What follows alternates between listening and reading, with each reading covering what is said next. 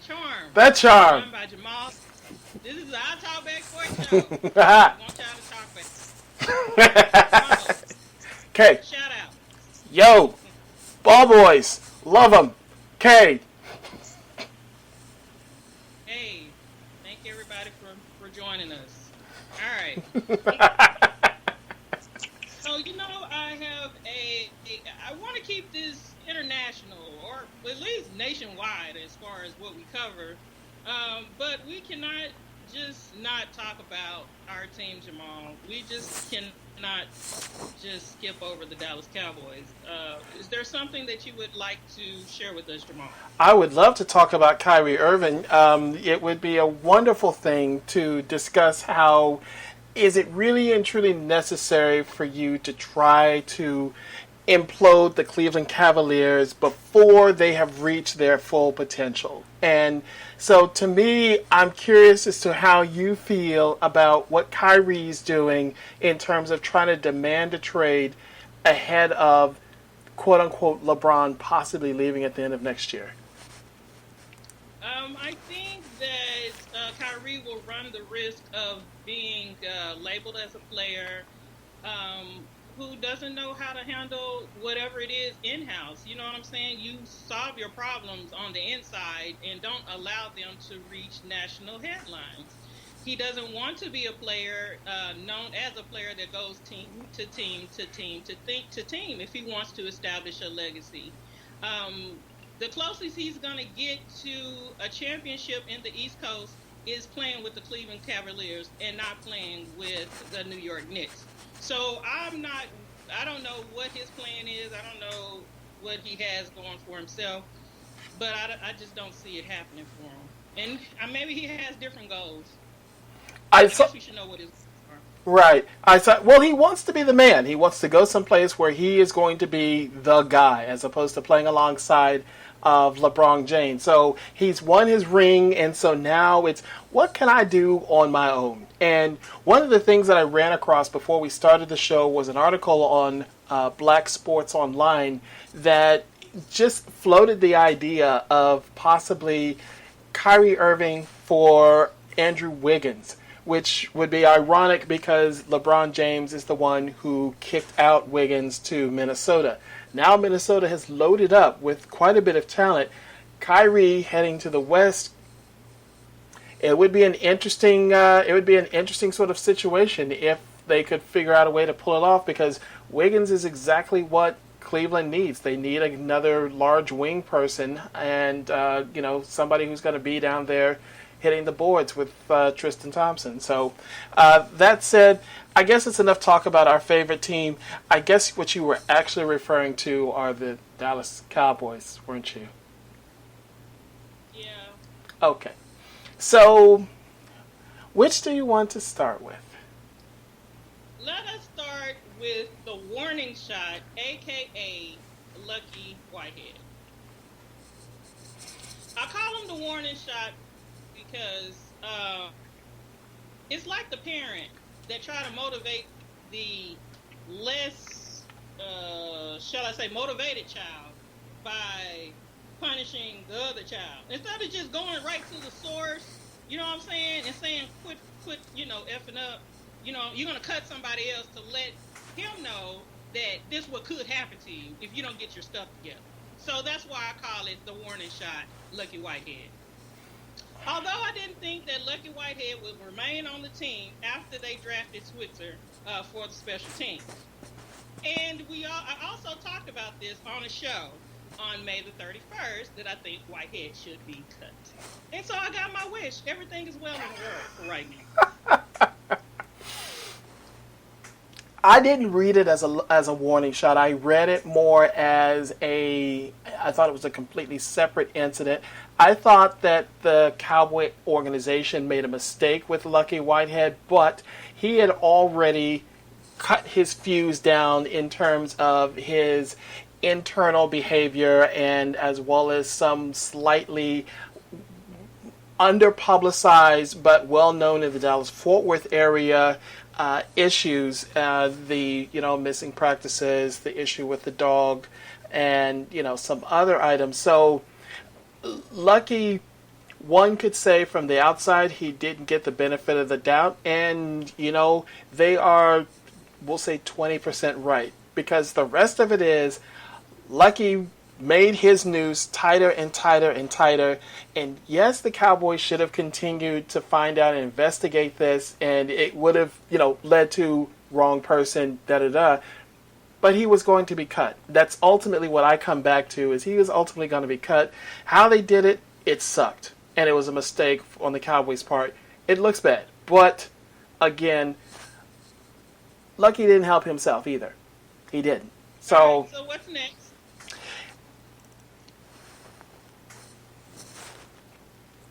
Zeke. You want to talk about your running back? Do I want to talk about my running back? I honestly think that if you don't have any charges on the boy, his behavior is, it's a little sketchy. But I don't have any charges. I don't have him in court. I got nothing. So you want to suspend him for what? Behavior unbecoming off the field? What are we going for here? What's up? What are we doing? Well, I never said that he should be suspended, but he do need to sit his ass down. How about that? All right, he needs to sit down. We said that after the incident in was it the St. Patrick's Day parade? Oh, okay. Yeah, with the forced toplessness.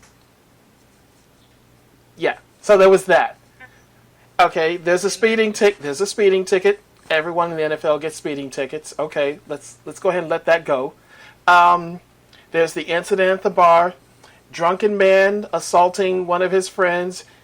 Maybe a little too much on the protection, but I mean, we got witnesses who say they didn't see him and witnesses who said they did see him. So, I mean, and well, in good news, we signed Lyle Collins, our right tackle. Mm-hmm. We got him locked in. That's good. Mm-hmm. Right? Yes, that's very good. I'm very happy with him. He's a big dude. Big dude. I'm looking forward to seeing how that works out. What do you think about Doug Peterson's quote that the Eagles are as talented as the Packers Super Bowl team? I thought that it was misguided. Which specific? Do you remember which Super Bowl team he was referring to? Was it the Brett Favre one or Aaron Rodgers? Okay, get out of here. Go sit down. There was nothing to that. That was. It doesn't matter which one he's talking about. Does it really matter? It matters in terms of my level of outrage towards the statement. So either way, yes, there's outrage. But if it was one of the Brett Favre teams, really go sit down.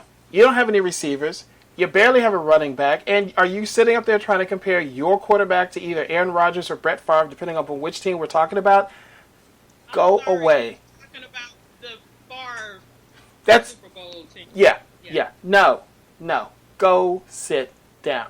So what you're saying is we can look forward to your boy throwing more picks and making our defensive backs look really, really nice as they're returning your picks for touchdowns. So, sure.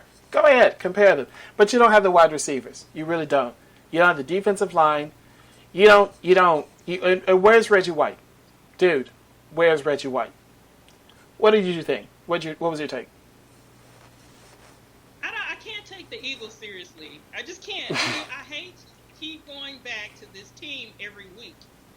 I would like to equal out my disgust and dismay to the other teams in our conference, but I'm not able to because of things such as this.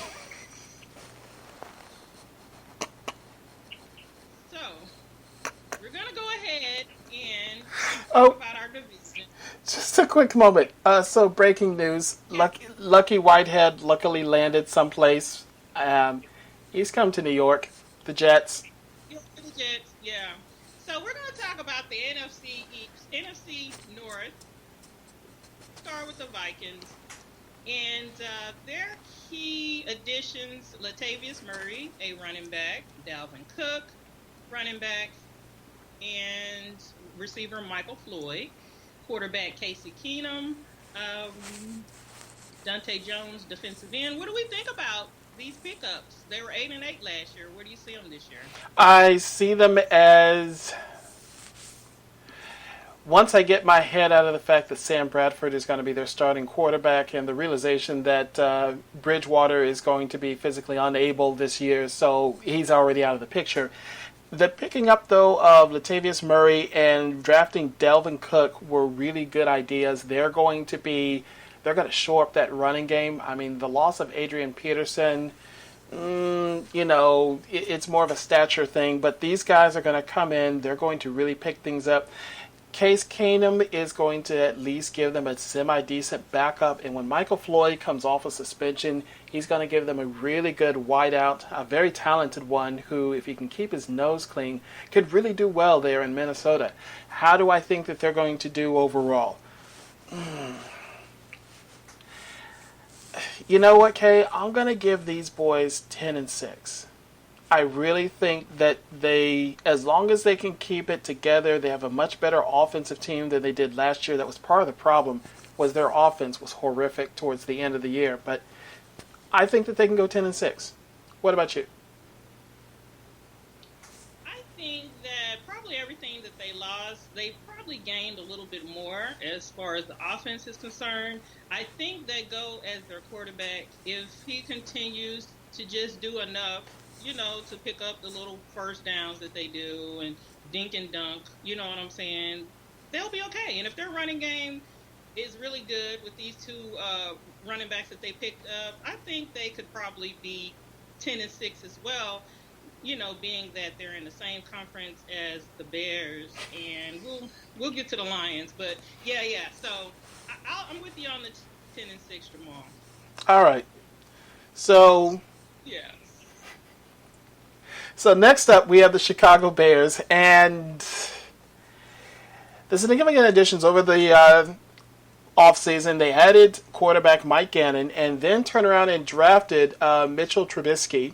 They've added wide receiver in Marcus Wheaton, and another wideout in Kendall Wright. They lost Alshon Jeffrey to free agency. Jay Cutler has retired. Eddie Royale is gone, as well as the wonderful backup quarterback Brian Hoyer. So, Kay, these Bears, what do you have to say about them?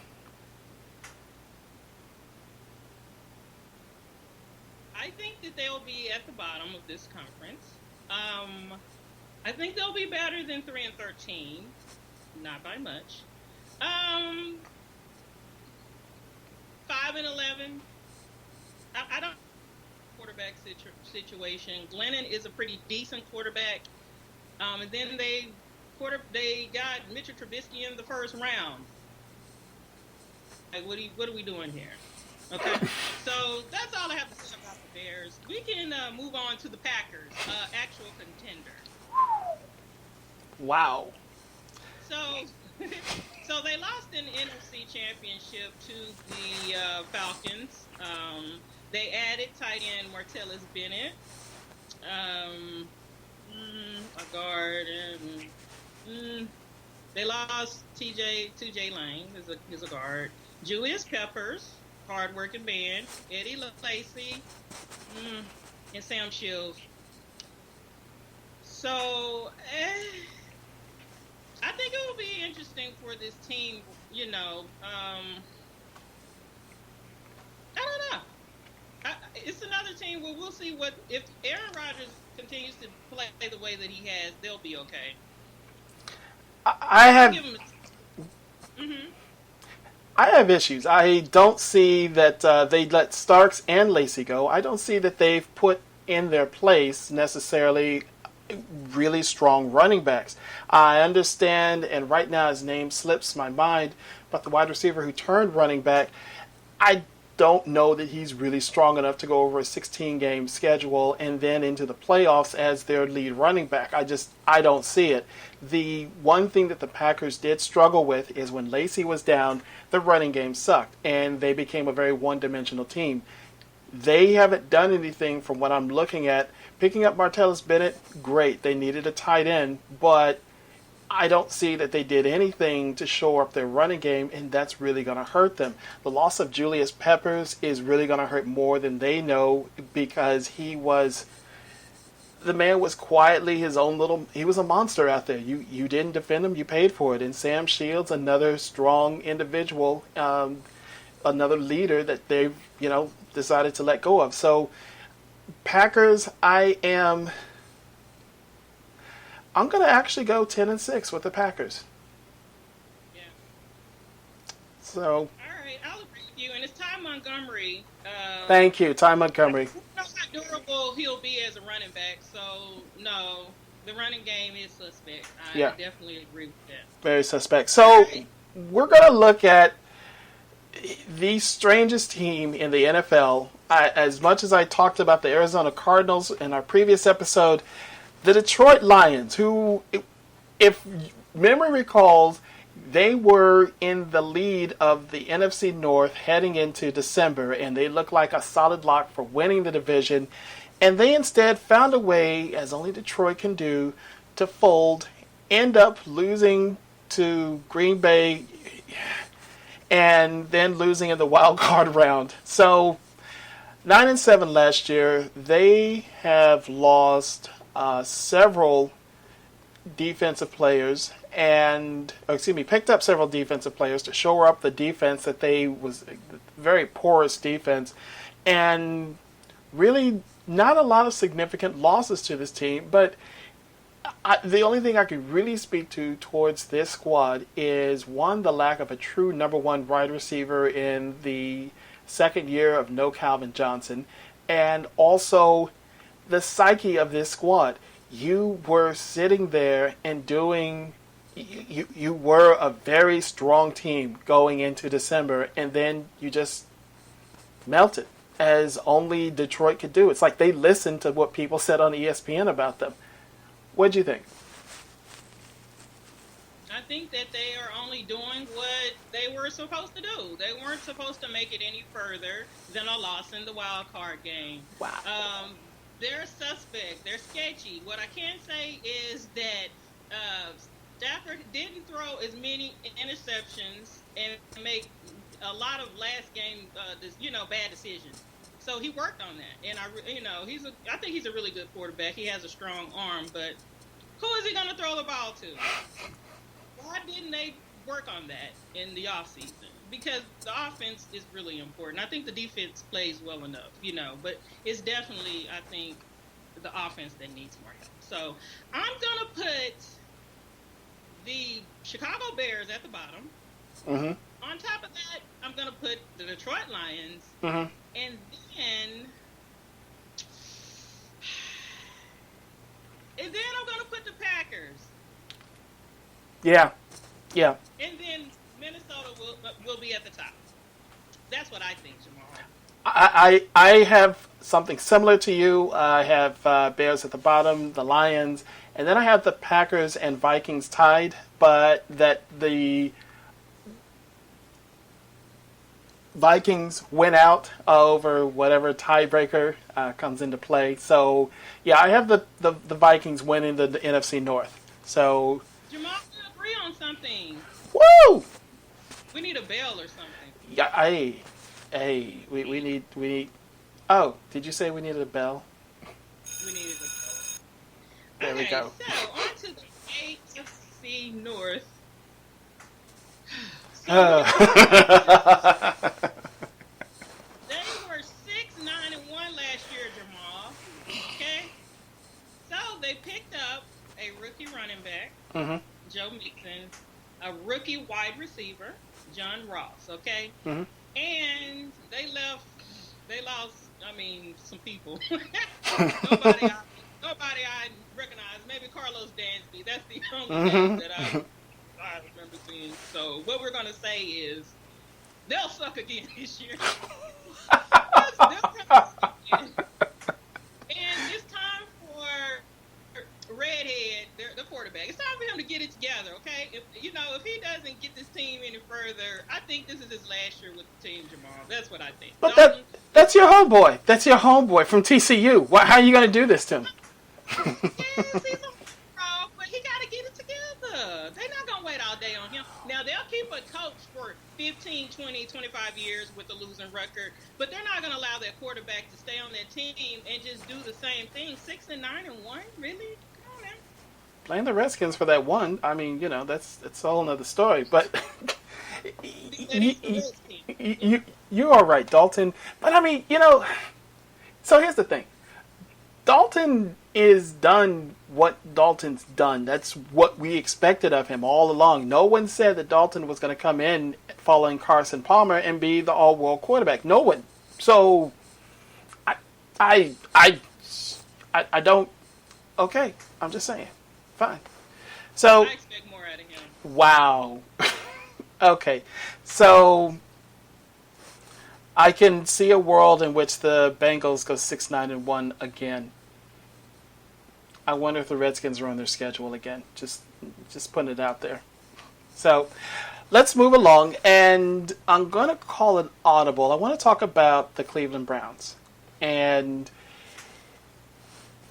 I think that Cleveland is going in the right direction. I like the pickups that they've made in terms of shoring up the offensive line. They picked up strong safety in Jabril Peppers. They didn't reach for a quarterback in the draft this time. They went really well with a defensive end in Myles Garrett, who I think is really going to turn into something special. They picked up free agent Kenny Britt, who's a veteran wide receiver. They let go of RG3. They let go of Josh McCown. They let Terrell Pryor go, and that's going to be a mistake on their part. That's a lot of talent right there. But that being said,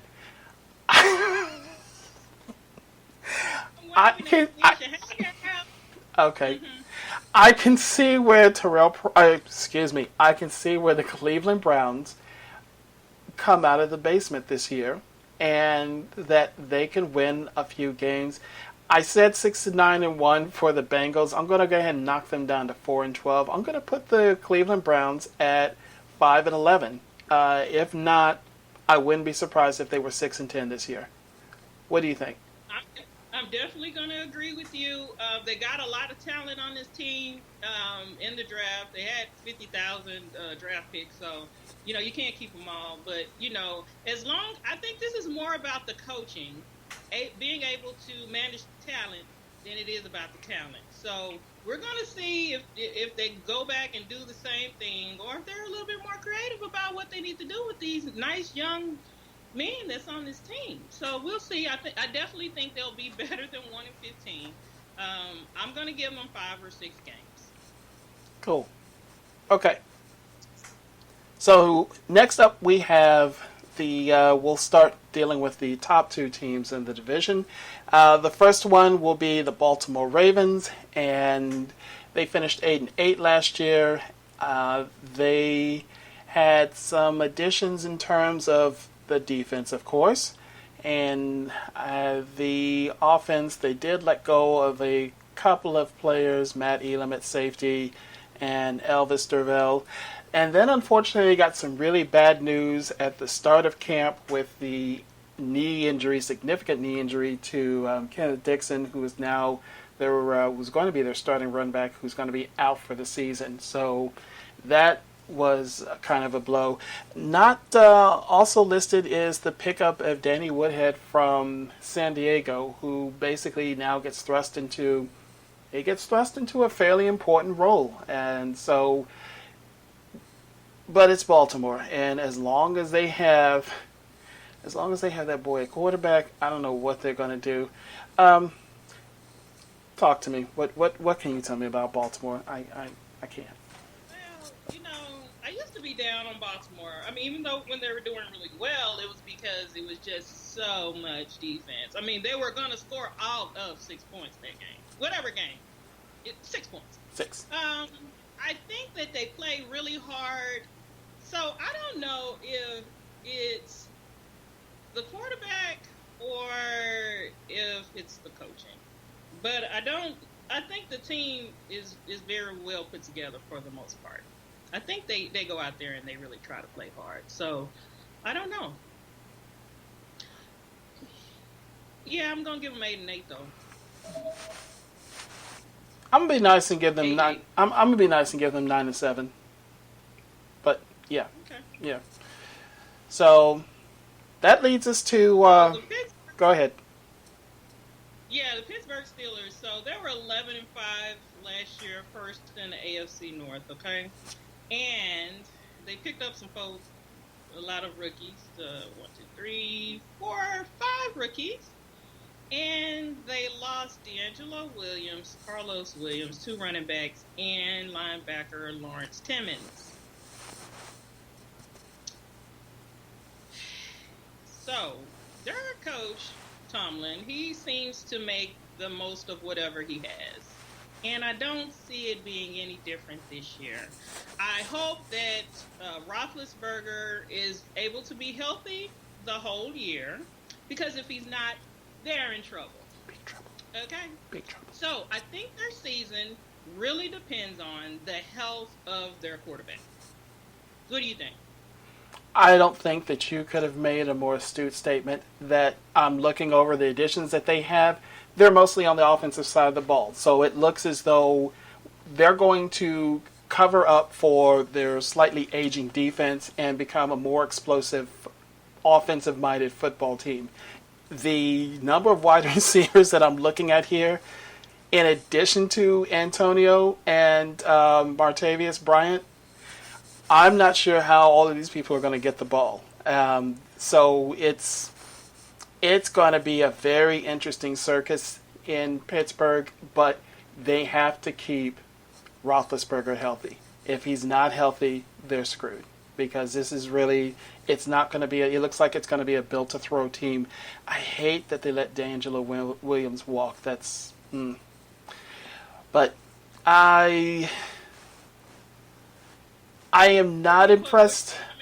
Well, I think they're going to be first again in the NFC North, but I'm not impressed in terms of the defense on this squad, and I think that that's been something. They've been a fairly balanced team over the years. I don't see that here. I am right now. I'm going to tell you 10-6, and I think that I'm going to go back and sit down and study the schedule again as we go along and lead up to the beginning of the season. And I reserve the right to go back on this particular division and make some modifications on the records that I have. But I will have Pittsburgh as 10-6 and first in the division. So I have Cincinnati, Cleveland, Baltimore, Pittsburgh at the top. How about you? I think it's the Browns and the Bengals, but not by much, maybe by a game. At the bottom, I'm going to say the Ravens and then the Steelers. Okay. Yeah. All right. So let's talk about some college football for a little bit. Yes. They released rankings, and so they have. Something's wrong here. They have the Georgia Bulldogs 10, Michigan, Washington at number 8, Oklahoma Sooners, Penn State at number 6, Clemson Tigers, Florida State at number 4, Ohio State, USC, and Alabama at number 1. Jamal, what do you think about these rankings? And they don't mean anything because, of course, the season has not even started. So what do you think? I think that Oklahoma is too highly rated as usual, and I'm kind of disturbed not to see Texas on here. I felt that with the talent that this team has, that they would have started off the season as a top 10 ranked team. Just saying. But that being said, because Georgia, what did Georgia win last year? Nothing. And based upon talent alone and preseason hype, they're ranked 10th. So going through and looking at it, I see Washington is ranked too high. Oklahoma is ranked too high. Penn State, I think, is right where it should be in the top 10. I don't think they'll be 6 when everything is said and done, but I think that when everything's said and done, they will be highly ranked. Clemson is going to be very interesting. It depends on who comes out as quarterback, but I feel like they're going to be up there when everything is said and done. Florida State, always up there, perennial. Same with the Buckeyes. I'm thinking and feeling that once again USC is too highly ranked, and that it really makes no sense that you are trying to say that you have two Pac-10 schools in the top 10. No, sir. Well, it's good that you say that because the third week of the season, USC will play the Longhorns. So, we'll see. Why you set me up like that, man? Why you set me up? I'm just saying.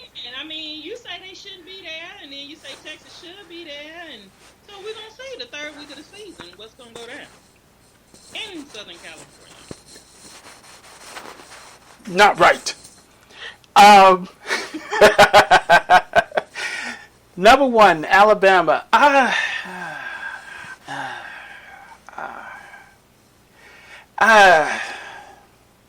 You know, I always love to play spoiler. I love to play spoiler. And I don't have any reason looking through this top 10 to say that any of these teams are going to be better than Alabama. It hurts my soul to say that.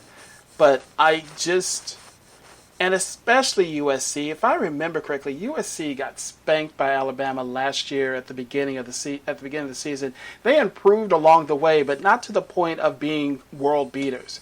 I believe, didn't Washington? No, I think Washington folded. But nevertheless, yeah. Okay, we'll see what happens. But yeah, I'm not feeling it. What about you? I've rambled. What are your thoughts?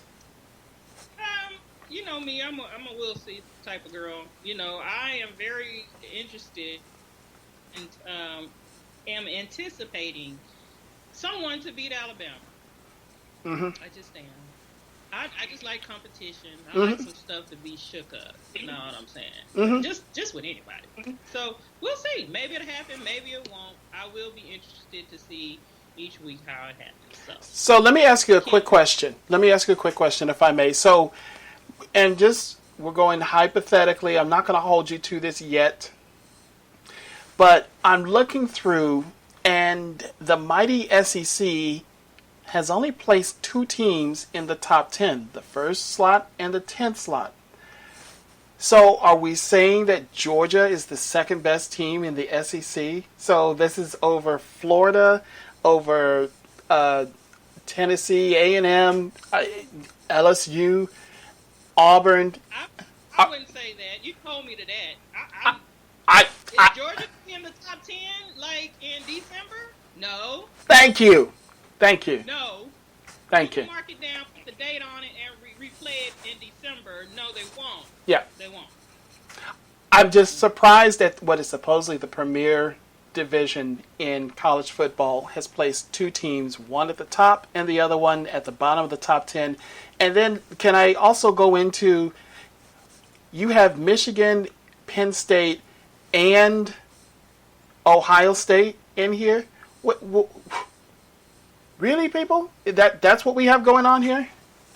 You know, I think the person that came up with this feels that they have to fulfill some type of quota of the number of SEC schools. Oh, let's throw in, don't leave the pack 12, 10, 12, whatever it is. Yeah. Let's put some of them in too.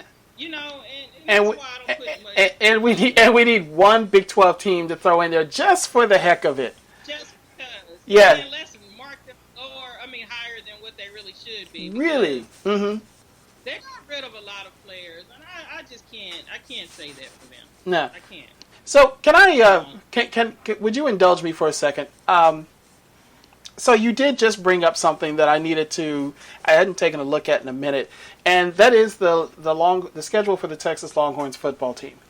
So the first game is September 2nd at home against Maryland Terrapins team. That's a Big 12 team. Big 10 team. And then San Jose State. I'm sure that's going to be a shootout. And then, as you said, it didn't really dawn on me until you mentioned it, and I was looking at the poll. I was like, USC, yeah, okay. I thought we were playing UCLA. So they're playing at USC. That's actually a fairly big game for the third game of the season for this squad. I hope they've worked out their quarterback issues. I really do. And I really hope that they've worked out the issues with the cornerbacks, because you also have another game on the road after that game against Iowa State. Kansas State comes to town. Then you have the shootout in Dallas against OU. I'm hoping that's good weather. I will be there. I'm hoping it's I'm good gonna weather. Be there. Yeah. Yay. Yeah. Hey. And then you have Oklahoma State comes to town. One of the favorites to win the Big 12. For some reason, they didn't deserve a top 10 seeding. I don't know why. Then you've got this really nasty stretch. Actually, this 3-week stretch. Well, it's a month stretch. You have the OU game, Oklahoma State. They go to Baylor. That's not good. And then they come. And then they come to Fort Worth. That won't be good either. And we are 0 for Gary Patterson. You know, Gary Patterson has just been like. And each time, just he's the new A&M for this team. Just, you know, he finds a way to beat these Longhorns. And it doesn't even think twice about it. Well, what you have to also know that this is Herman's first year, and maybe with that being said, the tradition can turn, and maybe we can get back to our winning ways. That's true. I'm trying to see who's the SMU on here. Oh, there's Kansas, the next game. So, yeah, we may be rolling along at 10-0, and there's Kansas, or excuse me, 9-0, and there's Kansas. And just like what Herman did with his Houston Cougars, walked into Dallas and let the SMU Mustangs beat. Anyway, another good shootout is probably going to be that game in Morgantown, West Virginia. That's not going to be too far away from where. Okay, that's a long way from New York. Forget that. And from my understanding is you have to get off the plane and take a bus and ride to get to that stadium. We're not going. I feel like it's just fly to Pittsburgh and just make your way down, and yeah. Okay. The Longhorns close out the season in a really interesting manner against Texas Tech on the day after Thanksgiving. I'm just looking at it. That's a shootout.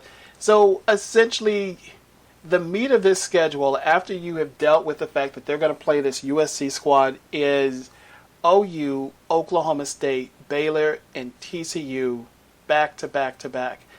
You survived that. Better recruits, and the recruits last year were pretty good, so we got them ready to play and ready to, have the coach take notice, okay? Mm-hmm. So I can't really say, Jamal, until we get into the meat of this schedule, okay, which is probably in October, okay? That's when, it really starts, So I'm hoping that we do well. I always hope we do well.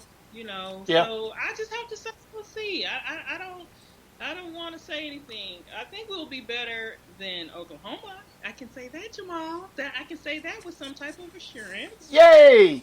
But then I here, so we'll see. What I'm hoping also. You know what I'm saying? For a year, I think. They'll take his time with him.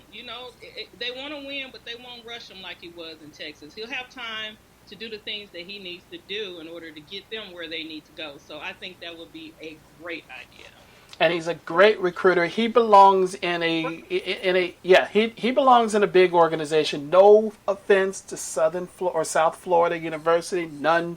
I don't mean any offense, but Ole Miss would be a fairly good fit for what should be. He's really actually a fairly good coach. I just don't know why he didn't work out. But camp updates, and